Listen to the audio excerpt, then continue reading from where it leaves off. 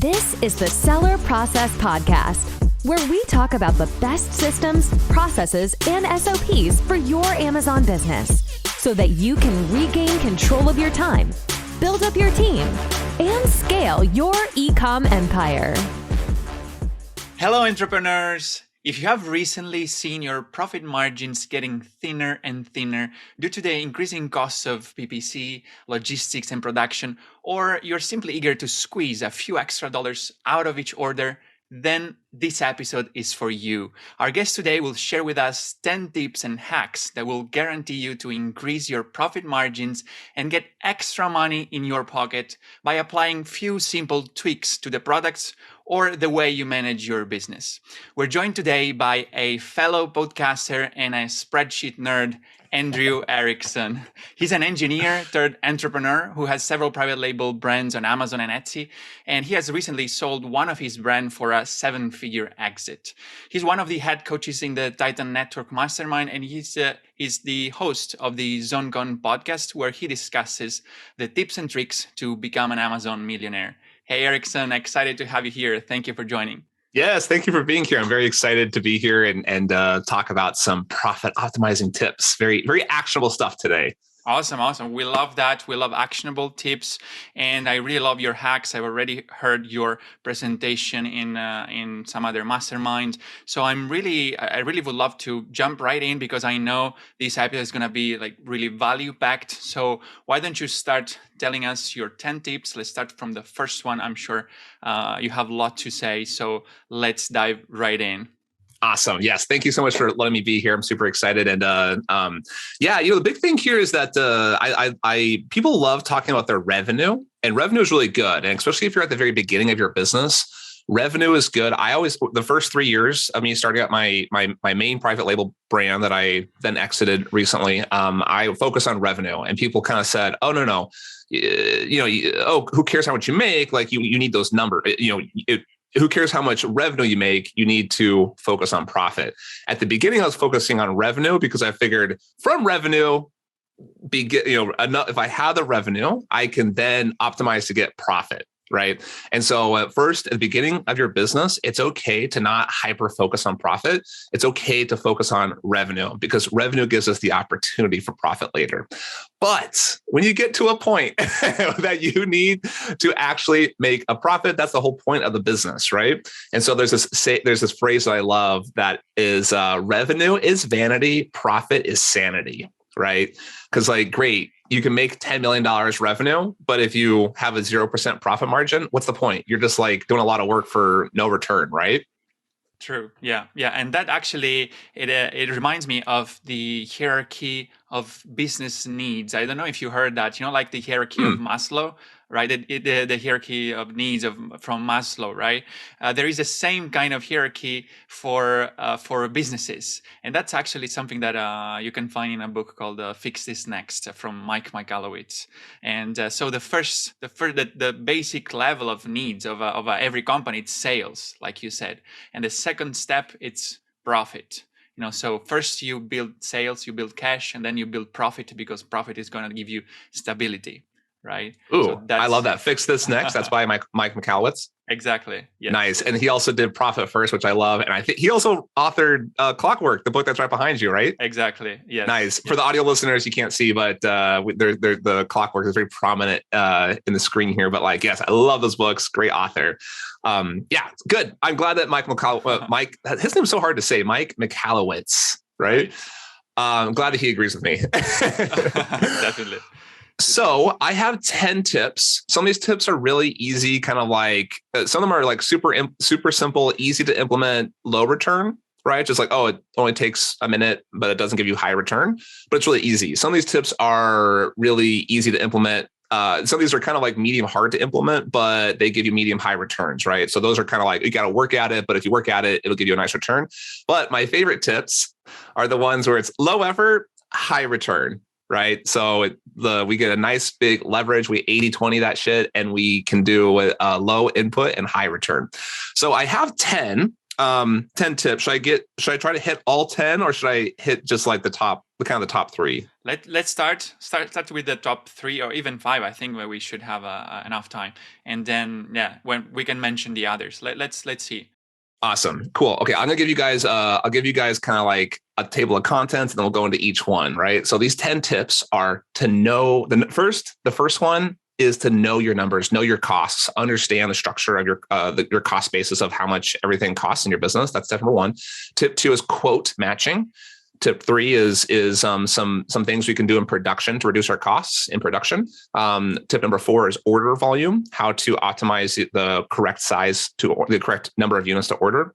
Tip number 5 is packaging. That one's huge. That one saved us a lot of money, the packaging one. Tip number 6 is understanding the size tiers.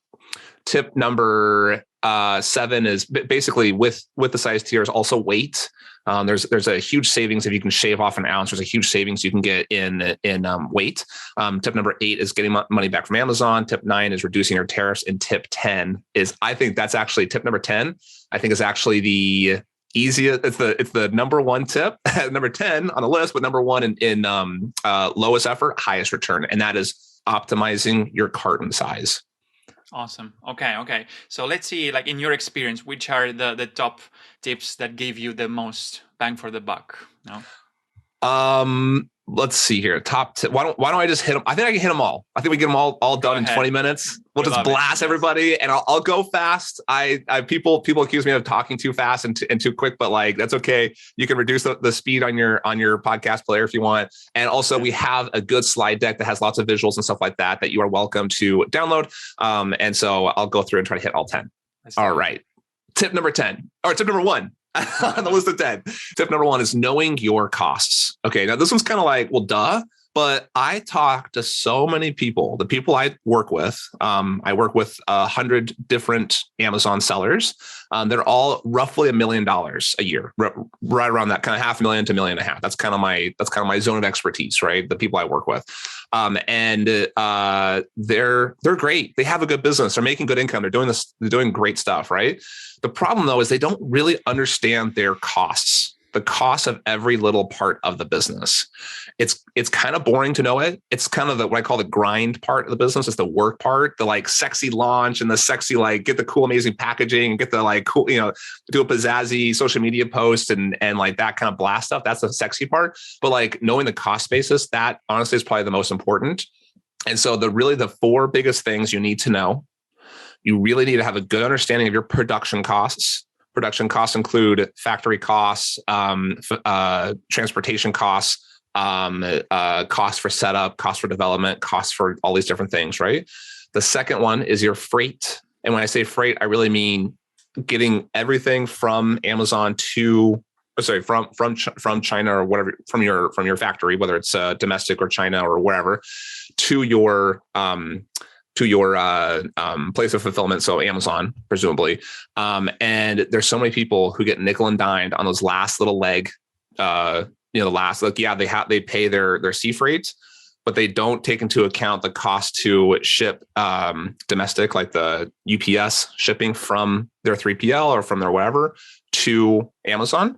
And the third cost is fulfillment. So that's one thing we're going to optimize a lot here in this talk is optimizing your fulfillment cost. That is like shipping from Amazon to the end customer. There's actually a lot. Amazon has a very structured plan of how much it costs to do fulfillment. And if you tweak that plan just a little bit, and you can pop yourself into the next category, you can drastically reduce your costs. And then the fourth cost, of course, is advertising. I don't have this talk is way too short to talk about any PPC. So I know everyone knows that PPC is expensive. Advertising is expensive. So I'm just going to say, make sure you get a good handle of those 4 costs. And that's really the tip 1 is just get good at that. That's the most ephemeral tip. The other ones are much more practical, but know those costs. That's the number 1 tip. Awesome. Okay. That's clear. Let's go.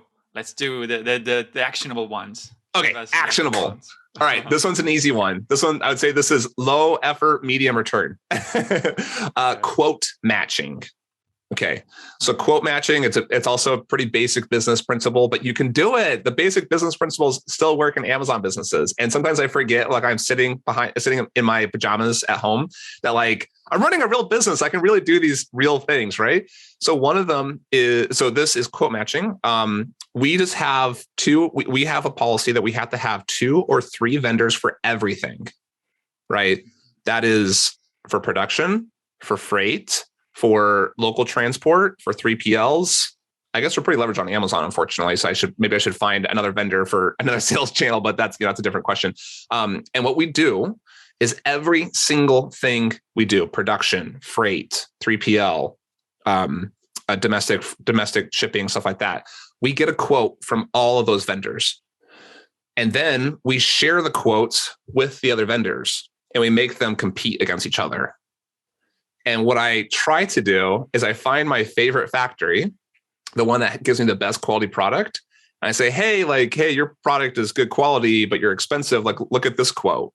And they often, 90% of the time, they will match the quote. So they'll take a shitty factory, a shitty quality factory, and a good quality factory. And I'll get shitty prices, or shitty in the cheap prices, but for high quality.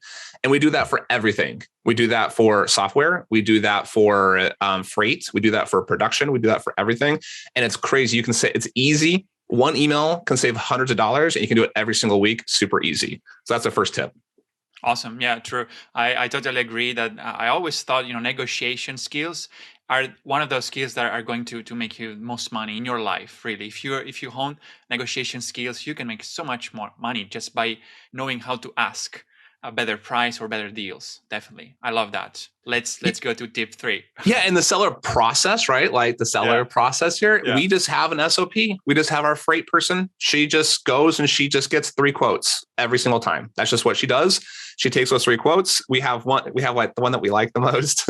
And then we have like the other 2 that we don't like, but they're cheaper. And then that's the process. She just gets in the cadence of always asking, and she always asks the question, and always go for the ask, right? For sure. Yeah, that's a great tip. Yeah, systemize that in your put it in your process. So you have to do it systematically, basically. Yeah. Yes. Tip number 3 is production, reducing our production costs. Okay. So again, these are general best practices, but like there's so many people who don't do these things. I'm like, oh, it's easy. You just have to ask the question. Just ask the question, right? So this one, how can we reduce our production costs? One thing I dislike doing, I dislike negotiating with people where I take something, I beat down in price, and I'm just trying to take more from the other person. I do not like doing that. I'm too much of a nice guy. My goal is for everybody to win. I want everyone around me to become millionaires, not just me while forsaking other people. So what I like to do with my suppliers is I consider them my partners. I consider them my friends. I consider them my partners in doing business, right? And so I ask them, hey, how can you help me reduce the costs? I don't want to take money out of your pocket. I'm not asking for you to reduce your margin from 20% to 10%, because that's taking money out of your pocket. I want to let's think about these things together. How can we reduce our costs together? And what I would love to do is if we can figure out a way to reduce our costs by 20 cents, you take half, I take half, or you take whatever, you take 5 cents, I'll take 15 cents because I'm the one who pushed for it, right? And so one way to do that, and it's not so just ask. The action here is to ask. Now here's a suggestion of what you can ask. Better raw material usage, right? Sometimes if you order in bulk, you'll just get more stuff at a cheaper price. A great example, the way we did this is we order 5,000 boxes at a time. Every month, we ship out roughly 1,000 units. I'm making the numbers easy to follow, right? We'll ship out roughly 1,000 units per month, but we buy 5,000 boxes at a time. A box is cheap. Boxes cost if you buy 1,000 boxes, they're like $1 a piece. If you buy $5,000, they're like 30 cents a piece. It's crazy how much cheaper they are when you buy them in bulk. And so we just store them at the warehouse, at the factory. And boxes, they're flat, and they're flat packed. So they don't take much volume. I've been there. I've seen them. They only take up, basically the size of a table, right? Stacked up 5,000 boxes. It's not that much. And we reduce our costs from $1 to 80 cents per box, right? So we save 20 cents. And stuff like that, like it's super easy to do. And the supplier loves doing that kind of stuff because that means they kind of have a guaranteed 5,000 units coming from you because you kind of already soft committed to 5,000 by buying those boxes, right? So better raw material usage. Also, we give annual estimates to our suppliers instead of getting off these one-off purchase orders every, a random week. So, I'm guessing most people probably do like, I don't know, one order per quarter or one order per month, right? And just do a random purchase order like, hey, 1,000 units, please, right? What we do is we give them a plan. We say, hey, for the next 12 months, here's what we're expecting. We are guaranteeing nothing. We are just estimating. We think we're going to order 1,000 a month for the next 12 months. We're going to order double at Christmas time, right? And that allows, we say, can you give us a better price? Well, I'm effectively ordering 15,000 units from you right now, right? I just want them spread out over the next 12 months. Okay. Can you give me a better price? Because I'm effectively I'm not placing 1,000 unit order, I'm placing a 15,000 unit order, right? And 80% of the time they'll say, yes, of course, because now we can invest in better machines, we can invest in better people, we can invest whatever. We have the soft guarantee. We can do stuff like buy 5,000 boxes or buy a special drill press or a special pump press or whatever the thing. I don't know how this stuff works, but like that kind of stuff. And then the last little tip there I have is just get creative, just ask them. So the action here, just ask, how can you help me reduce the cost together? How can we do this as a partnership? Awesome. Okay. Yeah, I love that you are suggesting to think win-win basically, and that's really enough to start that conversation that can lead to like a fruitful brainstorming to find different ways to cut costs. Definitely. Yeah, that's a great tip. All right, let's what's the next? Nice. Tip 4, order volume. Okay, this is pretty simple. If you order more, it's cheaper. Duh. But I just want to make sure that you guys look into it. If you buy 1 month at a time, it generally is not that efficient. If you buy 1 quarter at a time, meaning like 90 days, it's a lot cheaper. And you get two savings. One is your freight is going to be drastically reduced because you're shipping 90 days worth over, or maybe 180 days worth over. And of course the production is going to be cheaper because they can buy more at one time. So just for the sake of time, I'll move on quickly from that one because that's just order more shit and it'll be cheaper. True. Okay. Right. Tip number 5. So tip number 5 is really consider your packaging. Okay. So this is one that we had a huge win on. So let me tell you like a little personal story. So I know you mentioned at the top of the interview that I had sold my business for a 7-figure exit this last summer. And one thing we did the year leading up to that exit, like I said, we focus on revenue growth. Let's just get big numbers. We want big numbers. If we get big numbers, we can then focus on like optimizing it later, right? So like you said, the hierarchy of needs, hierarchy number 1 is revenue. Hierarchy number 2 is profit, right? And so one thing we did, we had a line, we had like kind of it was, I don't know, 6 SKUs, but they're all kind of the same. It's basically the same product, just 6 different colors, right? To keep it simple. We had these really expensive 4C boxes. 4C is full color boxes. And we thought, oh man, we're spending a lot of money on these boxes. Is there anything we can do where we can still get a really nice box, a really nice user experience, customer experience, but we don't need to pay as much money?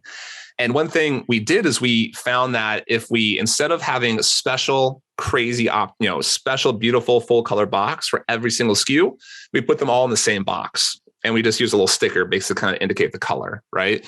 So that drastically reduced the number of packaging SKUs we needed. And then here's the big one. Here's the big one. That's a good takeaway for everybody.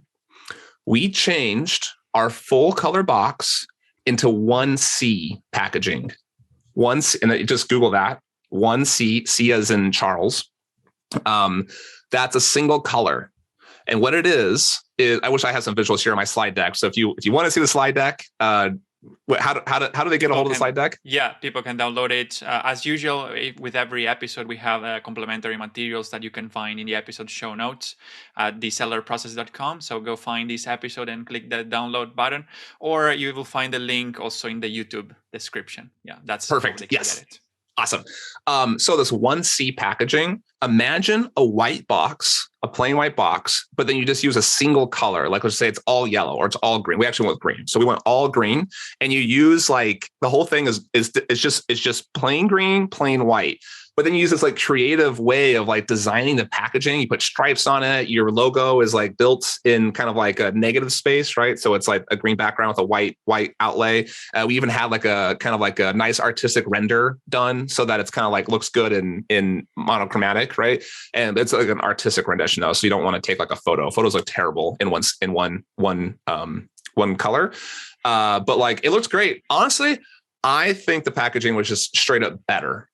And we saved 34 cents per unit by doing this. This is a line that was doing 40,000 units a year. Do that math. It's $15,000 that we saved. Wow. And now we took that $15,000. When we went to market, we got a 4x multiple on that, right? So that was really a $60,000 return. We made $15,000 the year that we switched over the boxes. And we made a $60,000 increase on our exit price. So we made $75,000 by making that one change. I think that our box was better and it was cheaper and it was more efficient and we made more money at it. I love it. Look into packaging optimization. Awesome. That's a big win, definitely. So true. That's a very simple tweak, and that can lead to a potentially like really big impact. Awesome. I love that. Right. So now I think we have tips 6 and 7 that are like in a similar kind. We can combine it, I think, because they're in a similar category. Yes, 6 and 7 are product tier or size tiers. And again, guys, I know I'm speaking really fast, but I just want to make sure I get all this content out to you because I get excited about this stuff. So again, you can see the slide deck if you want, or listen at 0.7 speed or something. But the next 2 tips are size tiers and really understanding that size tier. And then also understanding the weight. The weight, I think, is actionable for everybody. The size tiers are going to have a drastic impact on probably only 20% of people listening, but the weight is going to have a small impact on every single person listening. Okay. So the size tiers, there are effectively 3 size tiers. That's what make it nice and simple. 3 size tiers. We have small standard, which I think of as a textbook. It's 15 by 12 by 1 inch, right? So think of it's like a textbook, and is your audience thinking inches or centimeters? Well, they are all over the world, so yeah, no worries. Let's call it a textbook. Yeah, it's a book, the size of a book, basically. 38 centimeters by 30 centimeters by 2 centimeters, 2.5 centimeters. That's a standard textbook. So just think like kind of a thick chemistry book, right? Uh-huh. That's one. The next one is large standard. I think of that as a shoebox, a very large shoebox. It's 18 inches by 14 by 8, which in metric is 45, 35, and 20, I think. And then the next one is oversized. And I think of that as a microwave. Okay. So at least an American microwave. I don't know. I know they have much smaller microwaves other places, but like an American size microwave. And that means it fits inside of this packaging, of course. So that is a 60 inches by 30 inches by 70 pounds. So I always say never do public math. 150 centimeters by 75 centimeters, I think. But think, big, kind of think like you need kind of 2 arms to pick it up kind of thing. Okay, so those are the size tiers. And now inside of that is the small standard especially. There's a lot of different tiers. There's light, what is it? What do they call it? They just changed the name of it. It's like light and standard or something, or light. Yeah, I'm not sure. There is, they just changed it in January. So yeah. Yeah, so it's small and light. That's what it's called, small and light. So the tip here is if you are on the edge of being in a different size tier, think really hard how you can bump down.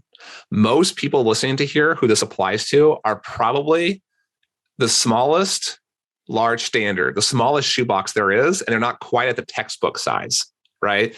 So the big thing, and we did this, we found one of our products that we were basically like 1.2 inches and we had to make it 0.8 inches or 0.9 inches. So we just had to carve off like basically 20% of the thickness.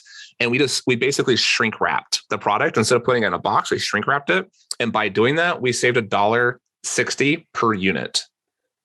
But do the math, $1.60, it's huge. And this product costs like $20 too. So like 20 US dollars. So like that's a a huge savings, right? That's almost a 10%, 5% savings. And so like it's killer on your margins to do that kind of stuff. So look at that. Also, here's another thing too. We've done this. This is a maybe thing for you guys. If you can find a product that is roughly 20 inches long, or I don't know, you're gonna have to change that into metric. I don't want to do public math. 20 inches long. And if you can figure out a way to design it to be 17 and a half inches so that it's less than 18 inches, you will jump from oversized into large standard. And that will save you $4 per unit, which is huge. Yeah. So the brand that we sold, some of the products we had in that space were products that sold really well on Amazon, but they were roughly 20 inches. They're kind of like 20 by 15 inches. And I was like, they're so close to large standard. Let me just make a small version. So like to say, I made a grande to their venti, right? I made kind of like a smaller version. So I went from, they were at 2015. I went 1713. So it just took 2 inches, 3 inches off each side. And we reduced the cost by $4 and reduced our material cost by $1. So we had a $5 savings. This is not a $30 product. So it's huge. We undercut them. So I would say like half of the customer, half to me. We were able to undercut them by $3 or $4. And I was able to make $2 or $3 extra margin on that. So, yes. So again, the action there is if your product is near 1 inch, 2.5 centimeters, look into the next size tier. Is there a way for me to shrink this so that I can I can bump in that size tier, bump down? If you can shrink it, sometimes you only have to take off, 5 millimeters, quarter inch, and you can save $1.50, $2 per unit. Next tip is kind of the same idea of shaving, but it's weight. Amazon charges roughly 40 cents per pound, and they round up. Okay. So if you're at that edge, just like the inches, if you're at that edge and you can bring your weight down by just a tiny bit, you can save 40 cents per unit. And that's huge. You times that by 10,000 units, whatever that is, 10,000 for $4,000 a year, right? In savings and an extra profit, right? And plus you have that competitive edge. Plus if you're going to exit, that 4,000 times 4x multiple, like that's a huge savings. And the biggest jump is if you're in small standard and you go from 3/4 of a pound, which is roughly. Don't worry with okay, changes. sorry. 3/4 of a pound. If you go from 0.75 pounds to 0.7, so you're just taking off a single ounce, which is, 100 grams or something, you can save $1.40 per unit. It's huge. So look into your weight, see how close you are to the next tier. And if you can reduce that weight by just a little bit, huge savings there. Yeah, for sure. And actually recently Amazon is charging some of the large standard I think it's large standard products with the dimensional weight. So it's a little bit different, the calculation, and even more impactful the size in this case, because the dimensional weight take into account the size of the product more than the weight. But so guys, you just need to really go to the FBA fees page and figure out if you are like right in between two tiers. Do whatever it takes to get to the lower tiers, because you're going to save lots of money, right? So that's the point. So Andrew, I want you to go quickly with the next two tips, because I would like to talk more about the last tip 10, yep, which you also mentioned. It's the biggest, the one that can give the biggest impact. For sure. The next tip, super easy. If you find that Amazon had the wrong size tier, the wrong whatever, you can just ask for your money back and just look at all of your orders that it was applied to, and they'll just give you a refund. Even though they already fulfilled it and they already put it in a different box, or whatever, they'll just give you a refund. It's super easy. We do an audit every month. We look through and see if there's any savings there, and they'll go back 18 months actually. So just that's an easy one. Just ask Amazon, go through, check those size tiers, ask Amazon for the refund.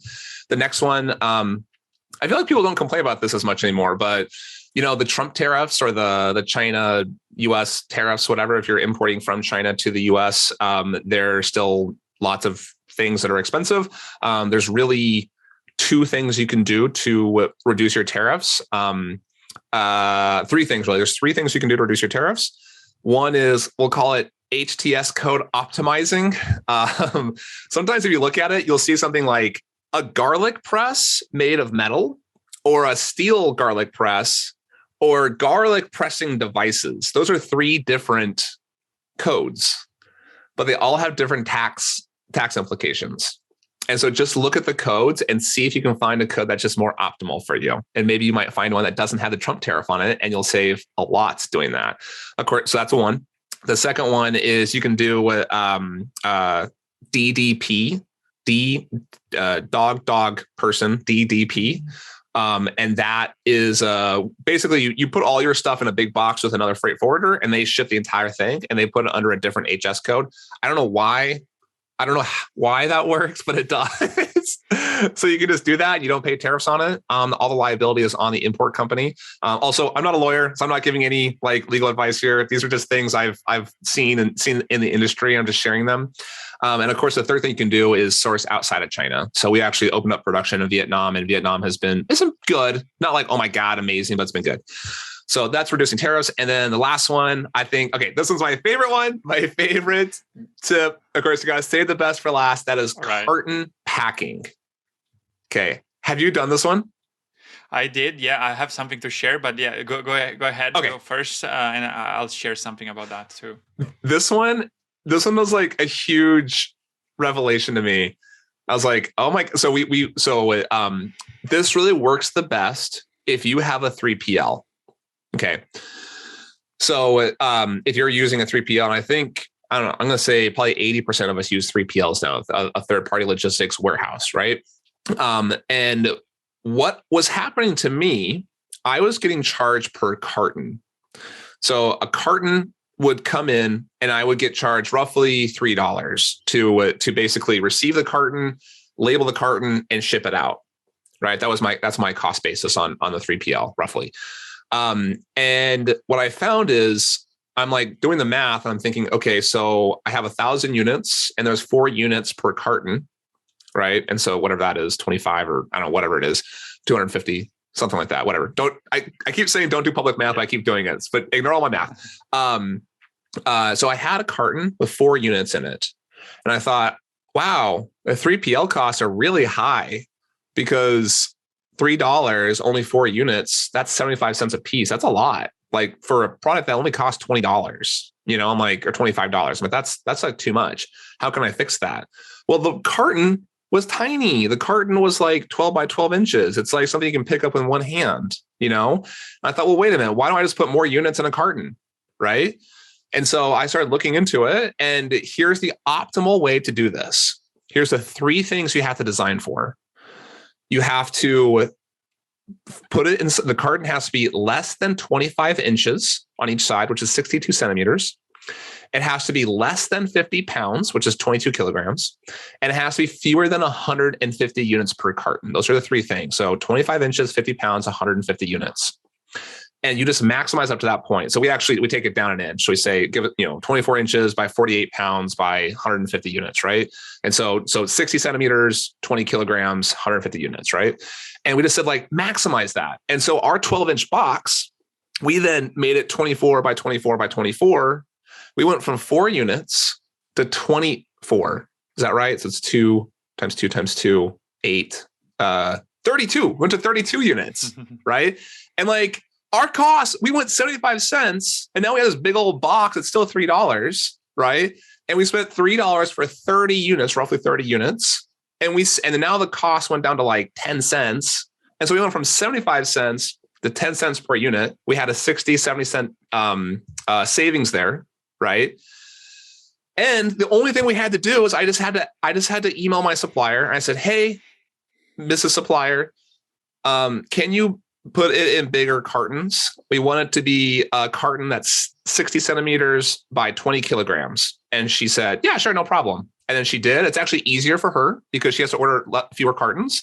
It's easier for us because it's easy because I don't do anything. I sent 1 email, and then the 3PL, they don't question that the carton's bigger now, right? And it was just a huge savings for us. So that's number 1 tip for you guys. I think that's my lowest effort, highest return tip. Awesome. All right. So we went through 10 super high value profit tips and hacks. And guys, by the way, I suggest you really to go download these slides that Andrew prepared, because you will find really all the details that he just spoke about, with even some more insights, and also it will be useful also to see the pictures of the slides, for you to understand better what he's talking about. I have scripts in there too. I literally have things you just copy paste, like, hello supplier, we'd like to save on our carton size. Can you please do ... Like I literally just copy paste exactly what I said and how it worked, and you can just copy and paste that as well. That's awesome. And also one thing I like about these slides are that with each tips, there is like a dollar value, as if you are actually optimizing one product. So I think in the end, you ended up saving like $42,000 a year for this hypothetical product that we're optimizing through these tips, right? So these guys have really the potential of making a big impact in your business. If you optimize your product, get a few extra cents for each sale, it might end up to several tens of thousands of dollars a year. And as he said, also, if you end up selling your business with a multiplier of 4 or 5, whatever it is, then it gets, your effort gets compensated 4 or 5 times more, in the end. So these are really great advice. And we went a little bit over, but I think it was really worth it, because we gave tons of value to people. So Andrew, just tell people how can they find you if they would like to reach out, or tell us about you have a podcast, so people might want to listen to your podcast as well. Yeah, the best way to get a hold of me, or the best way to listen to me, if you like what you heard, is to listen and subscribe to the ZonCon podcast. That's the Amazon Conversations podcast. I actually have the shirt on right here for our video guys, right? So ZonCon podcast. And we talk about tips and tricks on how to become an Amazon millionaire. And when I say millionaire, I mean, usually I'm saying annual revenue of $1 million. That's kind of our thing. So we're on all the platforms, iTunes, Spotify, all that kind of stuff. So that's the best place to find me. And then if you want, you can just email me at andrew@zonconpodcast.com, and you can get a hold of me there. Awesome. Excellent. Thank you, Andrew. So guys, the key to success is to emulate the best. So listen what just Andrew shared, go grab the slides that he's providing to us. Go to the Seller Process podcast, thesellerprocess.com. Find this episode, go download the slides, or find the link in the YouTube description, and start implementing these tips in your business starting from now. All right. So this is just knowledge. It's nothing if you don't act on it. Okay. So the most important thing is that you have this information and take action. All right. So thank you very much, Andrew, again for coming here and sharing your tips. And I hope to see you again in a future episode. Yes, thank you so much for having me. This is fantastic. Hey, entrepreneurs, I hope you enjoyed the episode and learned something from the interview. If you're serious about creating systems for your business, automating processes, and building up your team so that you can transfer the tedious daily tasks in order to focus on more high-level strategic tasks and work on your business and not in your business, I've created a guide for Amazon sellers named Capturing Systems and Creating SOPs that you can find at thesellerprocess.com/systems ebook, where you will learn how to leverage systems and SOPs in your Amazon business so that you can accomplish more by working less, optimize your time, automate and delegate tasks, and reap the benefits of being a true business owner and not simply an operator in your own business. Go download the ebook at thesellerprocess.com/systems ebook and start implementing all the tips and insights that I share with you. And leave us a review or a comment to let us know how the content we are sharing here is making an impact in your business. And have a productive week.